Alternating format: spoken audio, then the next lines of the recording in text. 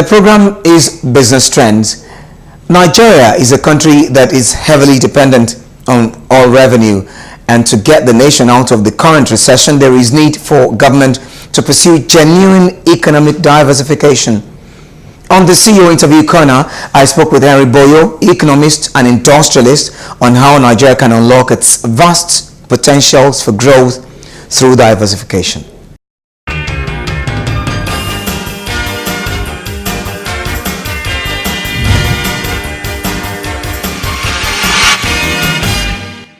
My guest on Business Trends is an economist and columnist, Mr. Jimmy BOYO. Thank you so very much for joining us at this time. Now, do you share the view that Nigeria's current economic position is presenting opportunities? And if you do, what are the opportunities you think the current situation we find ourselves present? The current situation in which we find ourselves can be seen from different perspectives. Some people say when you go so low and you have almost hit the bottom, there's no other way you can go but upwards. So that may give or elicit some degree of promise or expectation that things will begin to change from now. Because there's really not much lower that we can go. Others will say, no, we are kidding. There's still plenty of scope to further, for the economy to further plunge and for our circumstances to be worse than we currently have them at the moment. But that is neither here nor there. The important thing is that all Nigerians without exception want a change in their life, and that change must be for the better. In other words, it should be clear that they have a better quality of life. So it is possible to say that we have come so low, but it may not be true to say we have truly hit the bottom. The reality is that if we persist in the direction in which we are marching towards, we will end up in a deeper mess than we probably are at the moment. So yes, it's a time of opportunity, but no, it is not. It may not be the end of the road in terms of deepening poverty in the land. But having said so, there are great opportunities for us to get out of the quagmire in which we find ourselves, because Nigeria has all the necessary ingredients for growth, success, and abundant wealth. What are the resources that we need, or what are the things we need in order to guarantee a better lifestyle? We need all the mineral resources you can think about, or put this way, we have all the mineral resources that you might think about that would assist our growth and development. Apart from crude oil, almost all the states, we are told, are endowed with natural mineral resources. In addition to the mineral resources, we also have the great opportunity of having a very big population. Anything from 150 to 200 million is being speculated. And that really provides the fodder for industrial growth and development, and also for provision of employment opportunities for as many Nigerians as possible. But the interesting thing is, of course, even if you have the best resources in the world, you have ample resources, and you also have a huge population that would drive demand, consumer demand, you may still not, in fact, indeed, you probably still would not succeed as a country, as a unit, so long as you deny yourself of the opportunities which go with having good monetary policy indices and also excellent fiscal practice. In other words, in spite of your huge and abundant resources, in spite of your huge population, your economy may still struggle if the right monetary indices are not there. Indeed, we may liken the situation to a man who has malaria, which is common to most Africans. You will recognize or you recall that whenever you have malaria, you would have high fever, your temperature will be very high, your joints will ache, you will lose appetite, you will feel tired, all sorts of things. You would even have a headache in addition. If you want to treat all these symptoms separately, then you'll probably get Panadol for headache, you'll get rub for the body aches and things like that, and you'll get various other medicines in order to cure the various ailments you have. But as soon as you're curing these symptoms, so long as the parasite, the malaria parasite, the falciparum parasite, is not destroyed, you will find that you have a recurrence of the same symptoms. So by the same token, an economy is also driven in like manner. You might have high rate of unemployment, you might have lack of consumer demand, you might have high price level, a high rate of inflation. You might also have a weakening exchange rate. Your currency may be weakening in the market. And you might also have a situation where industrial production and capacity utilization are not trending upwards or better. Now, how could dwindling oil price in the global market be a blessing to Nigeria? That is the blessing we have. But you know, it's a two-sided coin. On one side, it could be seen as a blessing. That is why I say the fact that we are earning much less may make us or instigate us or drive us into looking at alternative sources of revenue. But the point I keep hammering is that that search for alternative sources of revenue, which might imply diversification in order to be able to put more people to work and put the economy into top gear, that will never be possible. And I need to repeat this. If you want to have to repeat it 10 times, it's possibly necessary, because a lot of people are being fooled by the promise that we will diversify the economy, or we're on the threshold of diversifying our economy. It is not so, because you cannot diversify any economy, be it in Africa, Asia, or anywhere. No economy can be diversified just because it's in distress, you know, and no economy also can be diversified without accommodating those monetary indices I have spoken about.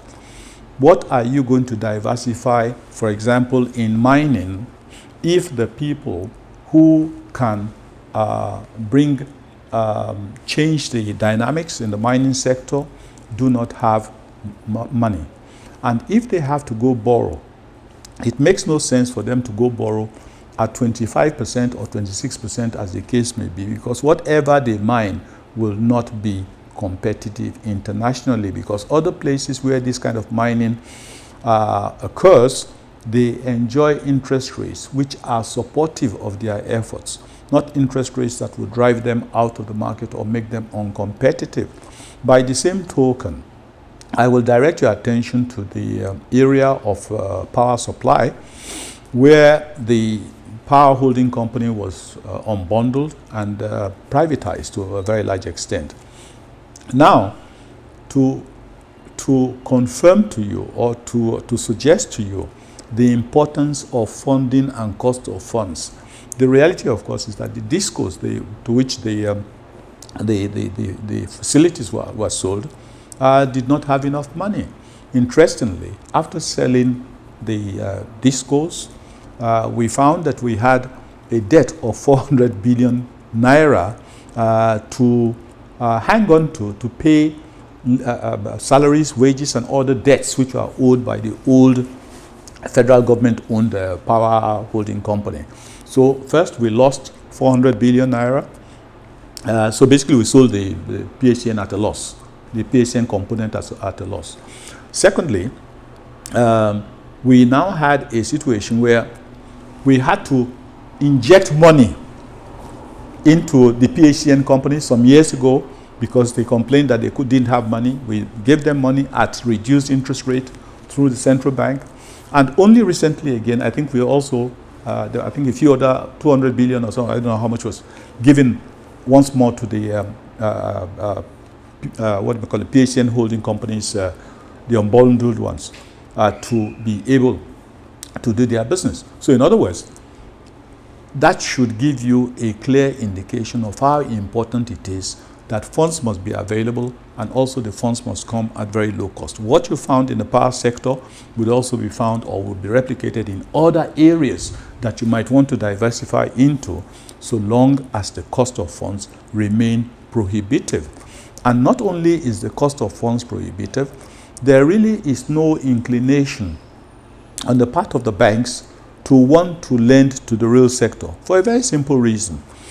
If you are a banker yourself, you probably do the same thing.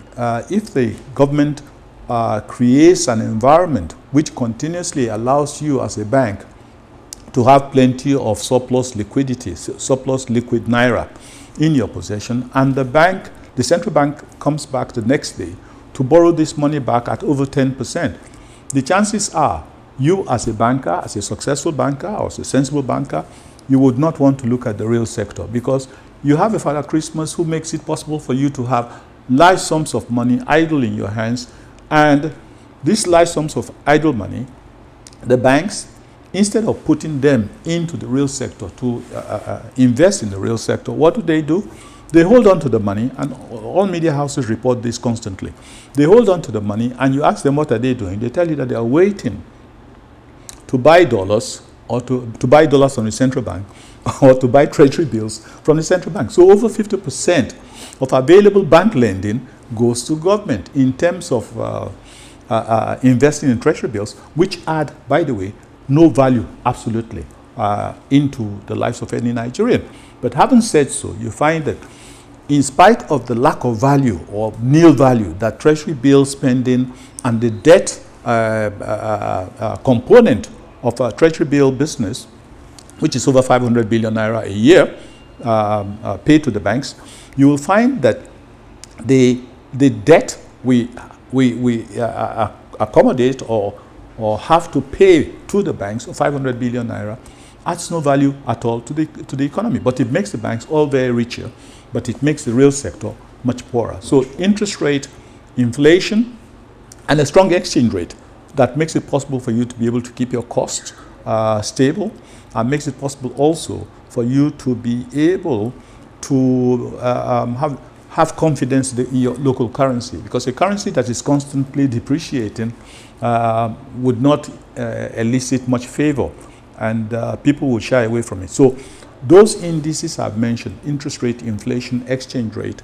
stability, are totally important, indeed critical, before you can start talking about diversification. So I want to advise that if you hear anybody, politician, expert, or whatever, saying that we need to diversify, turn your ears and say the person doesn't know what they're talking about, because you cannot diversify the economy without these indices predicating your operations. Okay, we'll just hold your thoughts. You're watching Business Trends here on Galaxy Television. We'll take a short break, and when we come back, we'll continue with our conversation with Mr. Jimmy BOYO. Stay with us.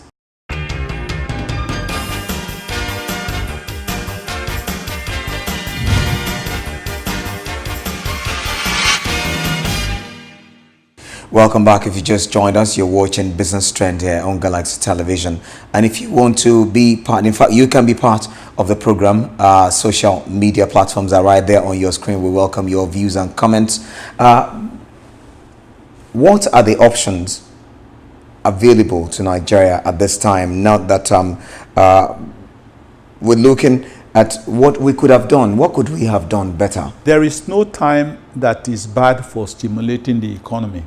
And there could be no better time than now, when we have the economy and the people of this country and the industrial climate also lying almost prostrate.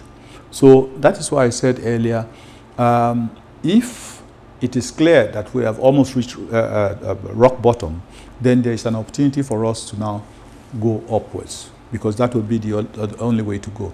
But if, on the other hand, there is still more suffering to be endured,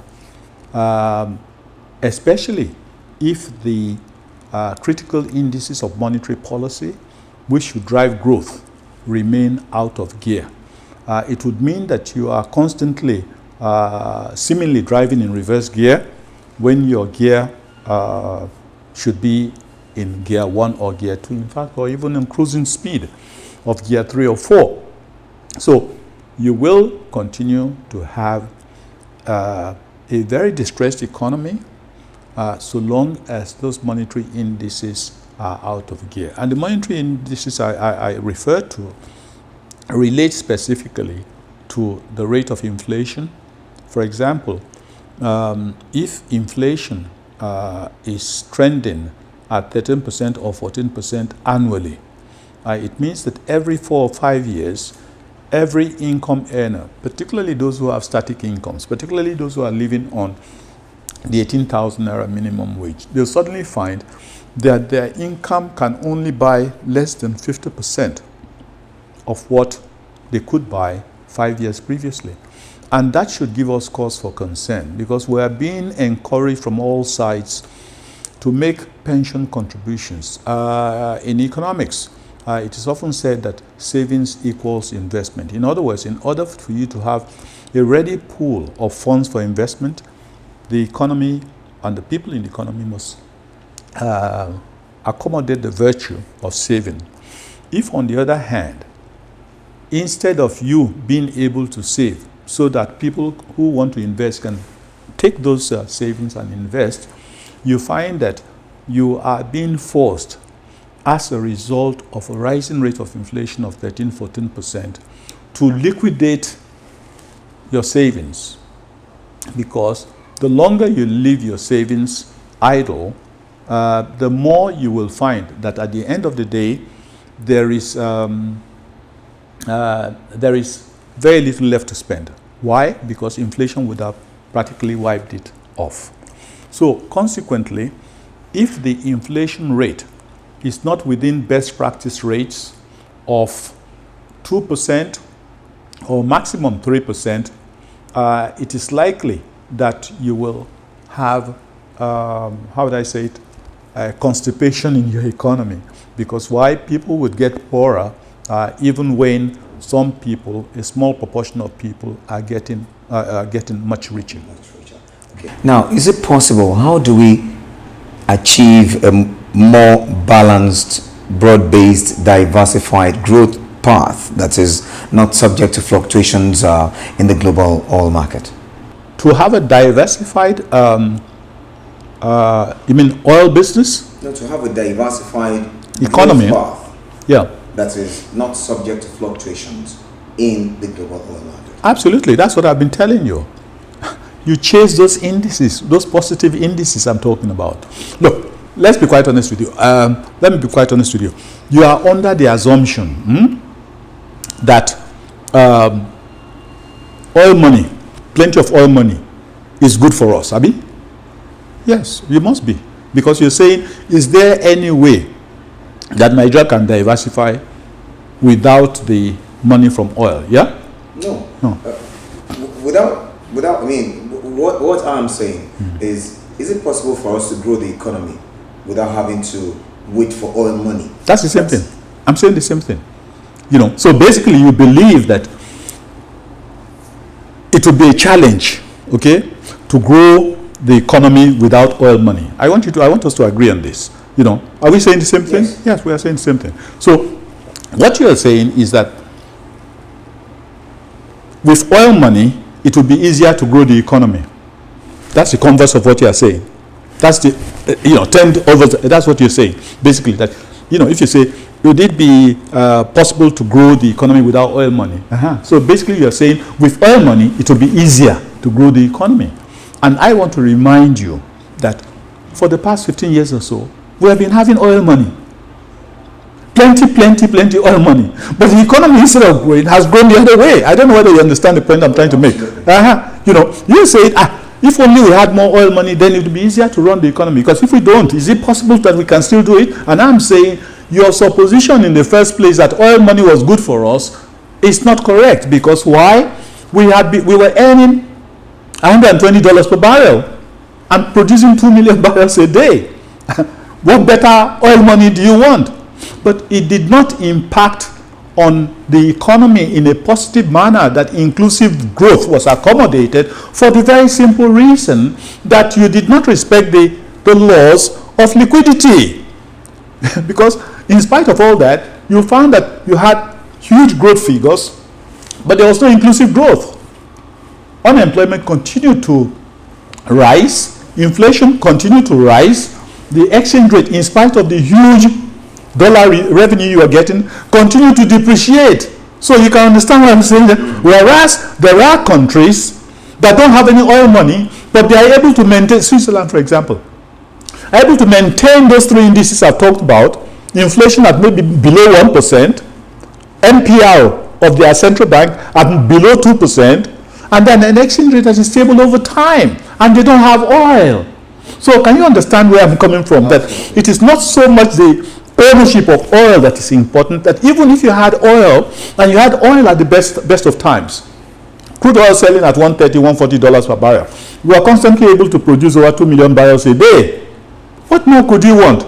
But it didn't impact on your economy. It did not impact on the level of employment positively. It didn't impact positively on the level of inflation. Neither did it imply positively on the area of the exchange rate of the naira. Now, talking about increased domestic competitiveness, shouldn't policies aimed at drawing in a huge informal sector into the system be deployed at this very time?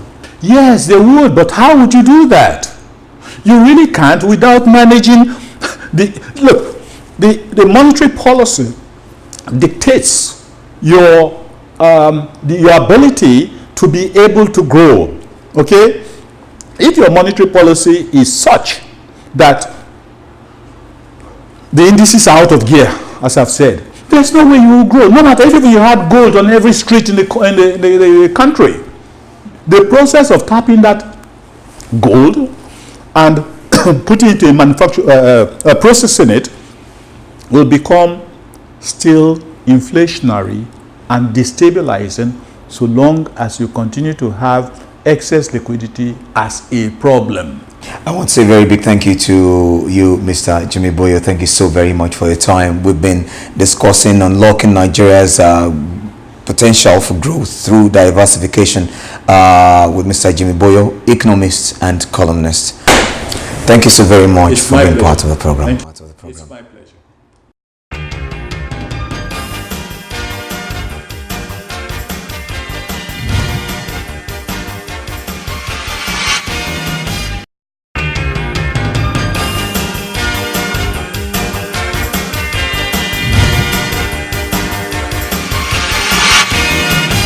That wraps it up here on Business Trends for today. It was nice doing business with you.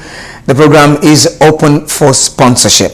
You can also send your feedbacks through the social media platforms right there on your screen. I am Tolu Ajayi. Hope to see you again. Bye for now.